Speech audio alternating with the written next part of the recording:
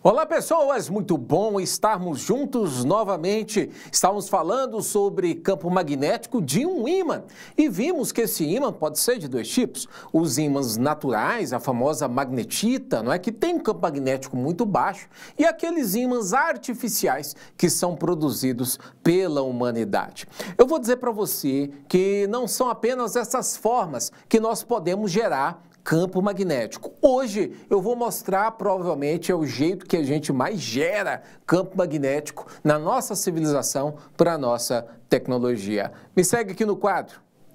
Vamos tratar de campo magnético gerado por uma corrente elétrica. Olhe só as maravilhas que podem ser produzidas dessa maneira. Com certeza, você já deve ter ouvido falar no eletroímã, não é? Aqui mesmo, em Goiás, eu não vi um eletroímã como esse que está aí à sua esquerda. Esse eletroímã aí que pega sucata, por exemplo, não é? Isso daí é coisa que eu vejo em filmes por aí, mas aqui eu ainda não vi, mas é possível você gerar um campo magnético intenso o suficiente para poder pegar toneladas de objetos, tá? É óbvio que nesse caso a gente não está falando de um campo magnético que está sendo gerado por um ímã natural ou mesmo por um ímã de alnico ou então de neodímio, não é nada disso. É realmente um ímã diferente, eu vou mostrar para você. O mesmo princípio é seguido por essa figura aqui no meio, não é? Que são aquelas travas elétricas ou magnéticas que a gente chama, não é? Usada aí em alguns edifícios, em algumas casas, na qual a pessoa tem que apertar um botão para poder fazer cessar o campo magnético entre essas duas placas e liberar a sua entrada, né? Por último, você tem a versão que seria a mais simples de todas. Isso daqui é um eletroímã. Olha o que a pessoa fez. Olha como é que ele fez um ímã disso, ou melhor, fez gerar um campo magnético a partir disso. Eu tenho simplesmente uma pilha, dessas pilhas comuns de 1,5 volts, e eu faço ao redor de um prego, eu faço uma enrolação com fio, pode ser um fio de cobre, né, por exemplo. Eu faço vários enrolamentozinhos desse daí, né? Quando eu ligo esse fio aos polos da pilha, o prego, ele exibe características magnéticas, atraindo aí os clips que vocês estão observando, tá? Da onde que começou essa história? Bom, antes de falar para você de onde que veio isso, eis a minha sugestão e ao mesmo tempo a promessa que eu fiz para você, tá? Hoje, como é que a gente consegue fazer ímãs artificiais? O pessoal do canal Manual do Mundo visitou uma fábrica de ímãs, gente, e colocou tudo que eles aprenderam nesse link aqui, tá? Minha sugestão sincera é que quando acabar esta aula, você possa ir acessar esse link e veja como o Iberê Tenório, jornalista Iberê Tenório do Manual do Mundo, né, conseguiu investigar como se faz os ímãs na atualidade, tá bom? Bom, mas eu disse para você que eu ia te mostrar o início daquele tipo de coisa, desses eletroímãs. Como é que se descobriu? Tá aqui, através da experiência de um cientista chamado Ørsted. Então vamos lá, olha o que ele fez, né? Quase uma coisa fortuita que aconteceu. Ørsted, então, ele tinha um circuito elétrico como esse, ligado a uma bateria, né? Que poderia ser como essa. Você tem, perceba algumas coisas aqui. Você tem uma lâmpada, tem aqui uma chave, liga e desliga, né? E próximo do circuito há uma bússola, próximo do circuito. Bom, com a chave aberta, ou seja, o circuito desligado, a bússola faz o papel dela. Ela vai apontar para os polo norte e polo sul geográfico do planeta, do jeitinho que aí está, tá? Só que Ørsted percebeu que quando ele fechava a chave, não é? Ou seja, fazia fluir pelo circuito corrente elétrica, a agulha da bússola, ela se defletia, ou seja, né, ela mudava a sua orientação, da forma que aí está, por exemplo, é um jeito que faria mudar, né? Olha, a bússola só mudaria sua orientação, uma vez que a bússola é um ímã, desde que tivesse aparecido aí um campo magnético para poder somar com o campo magnético da Terra. Portanto, esse campo magnético, pela experiência de Ørsted, estava sendo gerado no circuito elétrico. De que jeito? Ørsted percebeu mais tarde que, na verdade, a corrente elétrica que passa em qualquer aparelho, qualquer corrente elétrica que você possa gerar, gera também um campo magnético. Olha o quanto isso é incrível. Por dois motivos. Primeiro motivo, significa que eletricidade e magnetismo, eles estão relacionados de alguma forma. O segundo motivo é que eu poderia agora controlar o campo magnético que eu geraria através de uma corrente elétrica que eu passaria. Por exemplo, se está passando nesse momento corrente elétrica no seu televisor, é certeza, existe um campo magnético que está sendo gerado só porque existe a corrente elétrica passando por um fio. Mais tarde a gente pôde investigar questões de para onde está esse campo magnético, qual a direção e qual o sentido, ou também questão relacionada também com a questão da intensidade. Quão intenso esse campo magnético gerado por uma corrente elétrica. E é isso que eu quero te mostrar. Vem comigo. Então aqui, senhoras e senhores, para a gente poder ver isso, olha só, imagina o seguinte, essa daqui são algumas das características que a gente tem do campo magnético gerado por um fio que passa a corrente elétrica, tá? Primeira coisa que você tem que saber, a direção e o sentido desse campo magnético. Olha essa imagem, imagina então um fio condutor no qual está passando corrente elétrica de baixo para cima, ou seja, a corrente elétrica, ela está fluindo de baixo para cima, tá? A direção, ela vai ser a reta perpendicular ao plano definido pelo ponto, não é? E pelo próprio condutor. E o sentido é dado pela regra da mão direita. Professor, eu não entendi. Como assim? Olha isso. Faz de conta que isso daqui que está na minha mão é um fio que está passando corrente elétrica. E a corrente elétrica, como está na figura, está de baixo para cima, tá?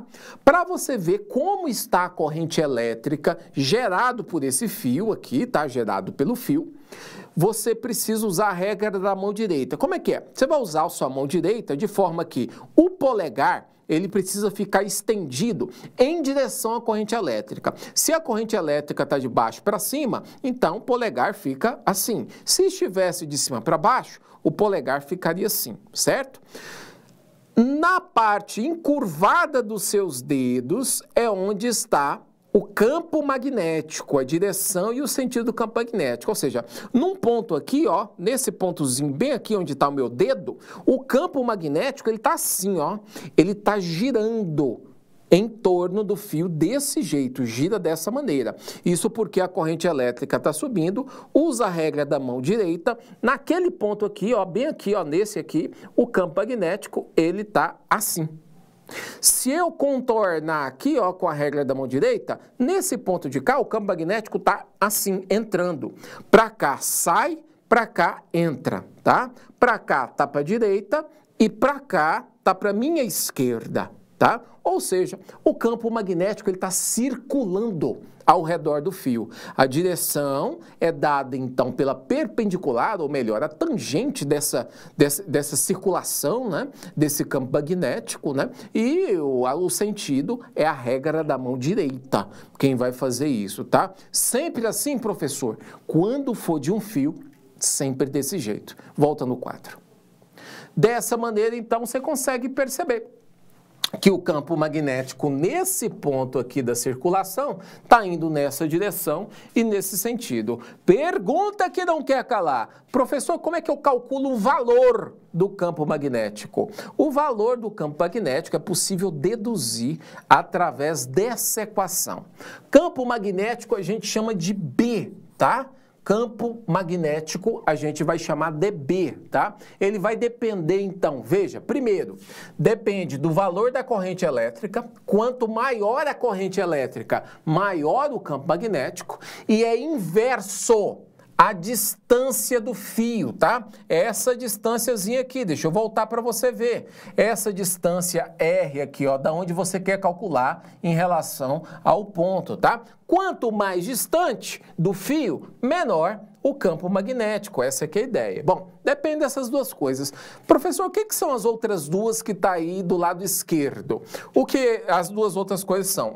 São constantes. Primeira aqui é 2π, não é? Sendo π esse número irracional, aproximadamente igual a 3,14, e esse daqui talvez seja novidade. É chamado de permeabilidade magnética no vácuo. Normalmente, os experimentos que a gente faz com campo magnético é no vácuo para facilitar.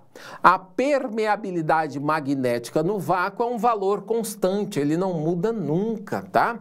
Veja, o campo magnético, ele vai ser dado em Tesla, a corrente é ampere, a distância em metros e a permeabilidade magnética no vácuo é Tesla metro por ampere, tá? É um valor fixo, é esse daqui, ó, 4π vezes 10 a menos 7 Tesla metro dividido por ampere. Eu sei que a unidade ela é muito longa, né? Dá uma confundida, mas você não precisa decorar esse valor. Isso daqui precisa lhe ser dado, tá? O que a permeabilidade magnética diz? Volta aqui. Cada meio que você faz a experiência vai ter uma permeabilidade magnética diferente, tá? O vácuo é onde você tem aí o menor valor de permeabilidade magnética. Os outros meios qualquer serão valores diferentes, até o próprio ar. Se eu fizer uma experiência dessa na água, debaixo d'água, eu tenho que usar a permeabilidade magnética da água, que vai influenciar no campo magnético no final das contas, tá? Nesse caso aqui, a gente vai sempre usar no caso do vácuo, ou seja, 4π vezes 10 a menos 7 Tesla metro por ampere, tá bom? É isso que a gente vai acabar usando. Quando for diferente, o problema tem que te dar o valor diferente, tá bom? Isso no caso de um fio retinho, é isso que a gente determina. Então, o campo magnético é 2π vezes a corrente dividido, 2π não, perdão, a permeabilidade magnética vezes a corrente dividido por 2π vezes a distância. Belezinha? Mas e se eu pegar esse fio e der uma emborcada nele? Se eu der uma emborcada e eu fizer ele na forma como se fosse uma circunferência, tá? Nesse caso a gente chama isso de espira. E o campo magnético muda exatamente porque você mudou o formato do fio. Olha aqui comigo. Essas espiras, elas são importantes do ponto de vista tecnológico, acreditem, viu, pessoal? Porque pode acontecer, então, de você, então, emborcar o fio e deixar ele dessa maneira que está aí na figura. Dessa maneira que está a figura, o campo magnético, o valor do campo magnético muda ligeiramente. Ele vai ser agora dado pela permeabilidade magnética vezes a corrente, dividido por 2 vezes R. Você percebe que esse R que está aí é diferente do R que eu mostrei anteriormente. O R que aqui está, ele guarda a relação com um raio, não é? Da espira que você fez, o raio aí dessa circunferência que você teve que produzir, tá? Perceba outra coisa, referente à direção sentido. Olha aqui no quadro comigo ao mesmo tempo, tá? Aqui, para você poder pegar a direção e o sentido do campo magnético, vai ser diferente do anterior. Dessa vez, a corrente elétrica, você tem que deixar os dedos das mãos, 4 dedos, na direção da corrente elétrica. O polegar vai apontar o campo magnético. Então, aqui no caso do quadro, veja, eu estou colocando assim, a corrente elétrica está no sentido anti-horário. Então, nesse caso, olha para onde o meu dedo está apontando. Está para fora aqui do quadro, tá? Então, o campo magnético está para fora do quadro, tá? Vindo assim na direção de vocês. No outro caso aqui, ó, se eu tivesse, por exemplo, tá? A corrente elétrica no sentido anti-horário, perdão, no sentido horário, assim, então, olha onde o meu dedão está apontando. O meu dedão, ele está apontando para dentro aqui do quadro, tá? Nesse caso, o campo magnético estaria entrando no quadro. É só esse detalhe que você tem que se atentar. Volta aqui comigo. Então, para determinar o campo magnético, nesse caso aí, de uma espira circular, é μ0i dividido por 2r. Para poder terminar, e eu preciso mostrar isso daqui para você daqui a pouco, sim, aqui é só para mostrar para você para onde que está o campo magnético, caso a corrente elétrica esteja no sentido anti-horário, tá? Perceba que do jeito que eu estou colocando o fio aí, né, ou seja,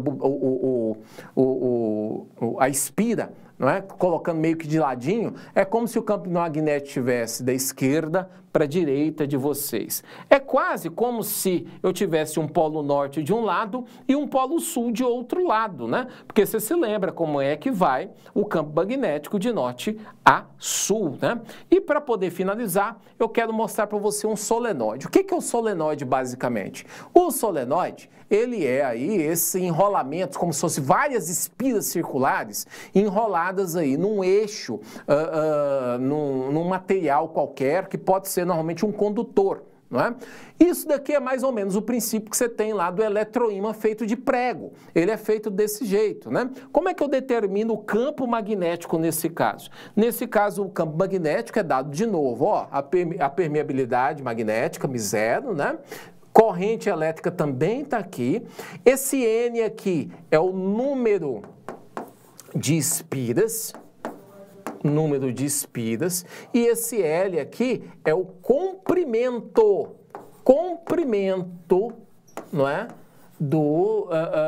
Do seu solenoide, né? Então, nesse caso, seria esse comprimento. Daqui até aqui, né? Tá meio torto, mas é isso. Seria o comprimento L. Dessa forma, você determina o campo magnético no solenoide. É como se o solenoide, ele guiasse o campo magnético numa direção, seja da esquerda para a direita, seja da direita para a esquerda, dependendo aí, obviamente, da corrente elétrica. No caso dessa daí, da corrente elétrica, né? Usando a regra da mão direita, percebe-se que está da esquerda para a direita.